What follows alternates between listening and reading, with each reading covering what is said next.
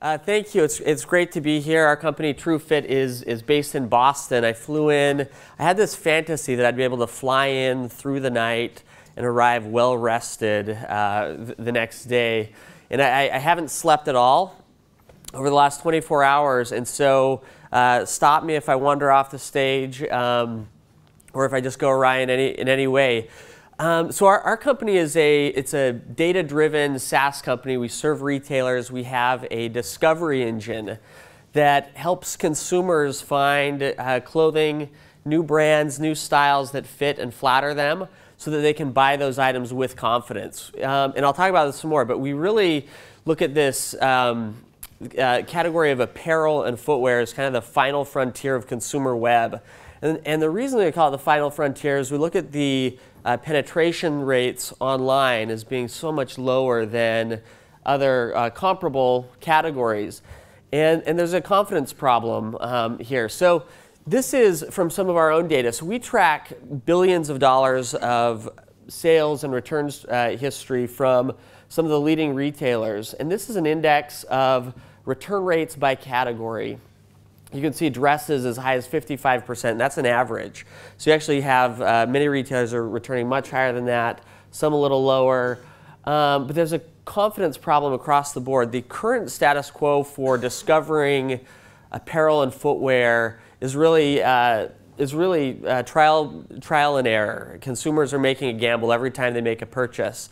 And of course, if you have a lot of experience with a given brand, then your success rate will go up. But so much of retail is driven by new, and we want to help power confidence in that new discovery. And I want to show you what I'm talking about here. So, and I think some other speakers today have hit on this a little bit, but when we look at the apparel footwear market as a whole, we've got $1 trillion global marketplace where only about 10% is purchased online. Now this, compared to consumer electronics or computers, is much smaller. So I think with computers, consumer electronics, you see penetration rates online closer to anywhere from 30 to 60%. So there's a long way to go, and the reason why is really low consumer confidence, and unsure fit is the #1 reason for consumer hesitancy. All customers are going online. We see that about 78% of brick and mortar purchases are web influenced. That's not a bad thing. You've got a lot of window shopping going on. Consumers are going online for product information. They're going online for inspiration. But there's a hesitancy to make that purchase because of, there's so many things that have to go right. And it's not just fit. That's at the top of the list. But there's the payment issues a lot of people have spoken about. There's convenience around delivery. But this is where we're focused. And so we want to help turn the window shoppers into great customers, turning those browsers into buyers.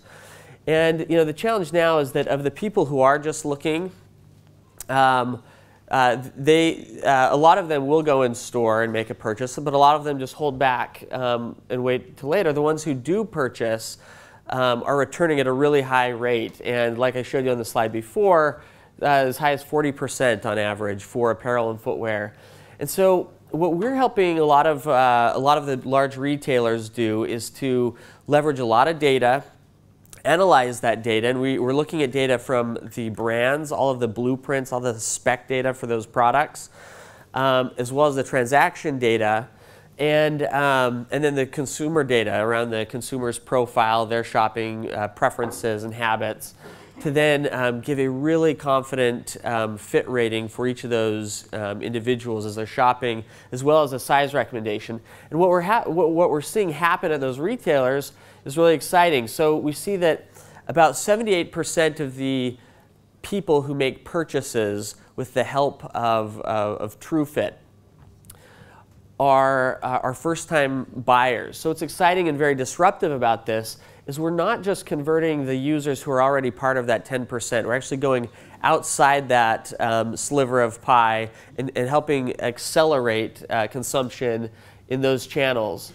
And what we see also is once they have a profile and they're getting highly personalized recommendations to help them in the discovery process and buy with confidence, their conversion rate goes up on average around 300%. And I'll show you some results that, that vary. Average order value tends to go up around 15%. There are some instances where average order value goes down, and it tends to be situations where people, you start to see over time fewer instances of individuals buying multiple sizes in the same style.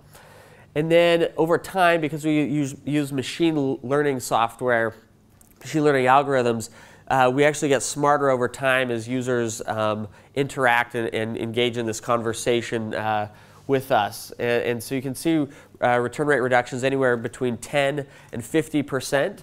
And that varies, of course, by category and the kind of retailer it is.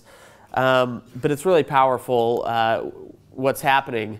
So this is just a quick example of how it works. We throw a little bit of information on the page. And our philosophy has really been around leveraging data to just put a little bit of confidence on the page so that consumers can have more trust to make the purchase that they're already interested in making.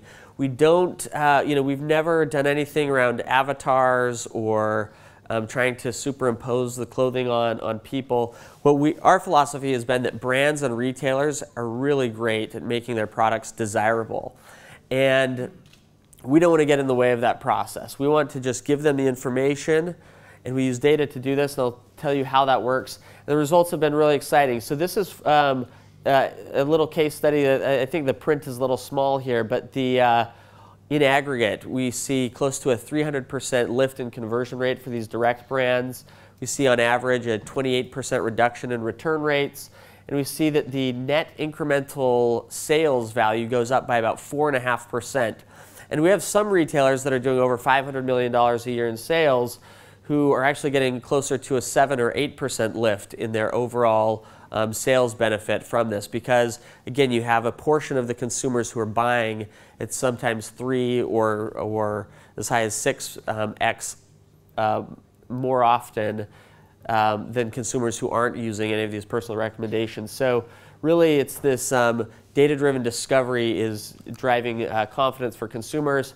Here are some published results of some of our customers who are putting this to action. So House of Fraser, one of our great partners here in the UK, published that they saw a 6x increase in conversion rate for users who are leveraging these personalized recommendations. Guess 250%, Lord & Taylor 3x lift. And we're really seeing this take off. We're working with retailers like Nordstrom and Macy's in the US, and we're launching a bunch of other great partners. Some of you, I think, are even here today, here in the UK. And we're now getting, I think, around over 500,000 new registered users creating profiles that they can use across sites where they shop every single month. This is just a chart. This kind of reiterates what I talked about before, but we're seeing retailers on average getting about a 4.5% net incremental sales lift just by giving more confidence to their consumers. And those are retailers that are doing over $500 million a year in sales. If I look at the tier 4, which is 15 million or lower, some of those are getting as high as, on average, I think between 12 and 14% net incremental sales lift. Again, those are smaller numbers, so it makes a bigger contribution. We're seeing really powerful results just by giving consumers more confidence about what they're looking at, and their willingness to buy goes way up. We do this by collecting and analyzing 3 major sources of data. One is we now have a network of around 1,300 brand data partners, and these brands are using our platform to give us all of their detailed product spec information. So the clothes you're wearing today, it's basically all the blueprints on those products that are used to manufacture those garments. It shows us the points of measure, and then from the consumer, we get a lot of information about what some of their favorite items are. And again, we can tie those items back to the detailed spec information for those items. So if I tell you that I've got a Hugo Boss blazer here, we'll have all of the points of measure on those items. And then lastly, we are analyzing an anonymized set of transaction data, over $20 billion in transactions from these major retailers. So we can train on that data and get smarter as we start to map the attributes between a user and the attributes of the garments that they're successfully purchasing. So we can start to see what goes into a successful purchase. This is a short list of some of the brands that are leveraging the platform to put their data up. And this is a small sample. It's now over, it's 1,300 or 1,400 brands that are doing this. I'll skip this. This is really just an artistic rendition of algorithms. That's not what they actually look like in real life. This is important to us, and I'll just tell you what this really shows, that when we started out as kind of, when I would say we were in our experimental phase, we were really focused on, when we thought about fit, we thought about it in a couple of different ways, but we were really focused on size and fit in terms of the utility of fit. There's so much more that goes into fit that we need to consider, and so we kind of break it up into fit, fashion, and flatter.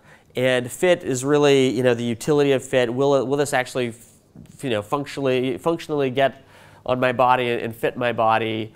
But there's also this element of fashion and understanding the style preferences of the user. If you do focus groups with consumers, when they talk about fit or something either fitting great or not fitting great, sometimes it technically fits them. It goes on their body and it's fine, but they don't like the way it feels. They don't like certain attributes. They don't like that it has zippers, down the thigh, or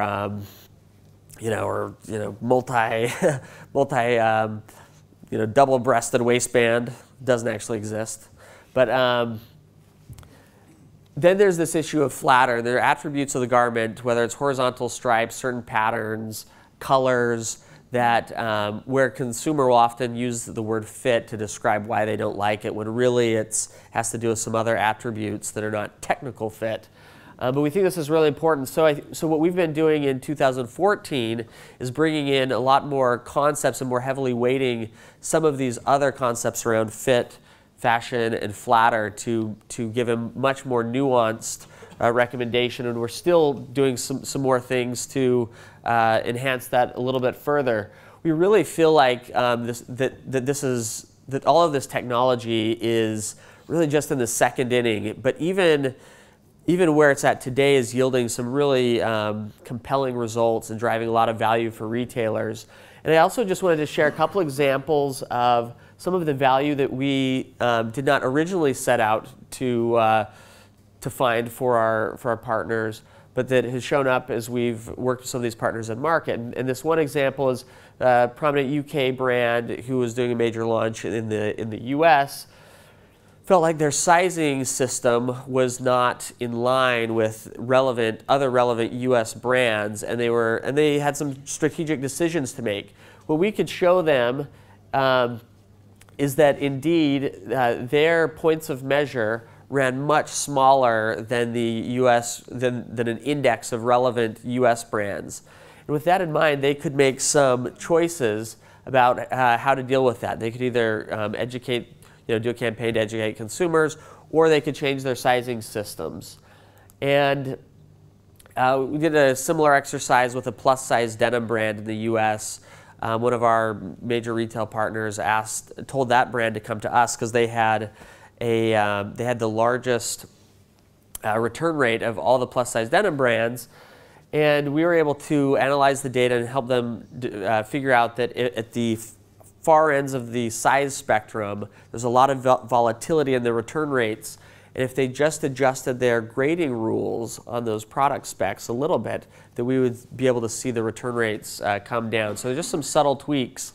And just wanted to share this as kind of a spectrum of ways that you can find value in putting this data to work. And we won't go into it here. Would love to continue the discussion with anyone else, but there are some really fast and easy ways to get this going, and then over time roll it out in more robust ways. Like some of our other retailers are now launching this in store in 2015, so that you can scan the barcode of an item in the store and get a fit rating for yourself and a size recommendation, so that a lot of customers won't even have to try it on in store. They can just scan it, get their answer, and when they're confident in the system, they can just walk out. And so it really takes friction out of the process, both in store as well as online or mobile.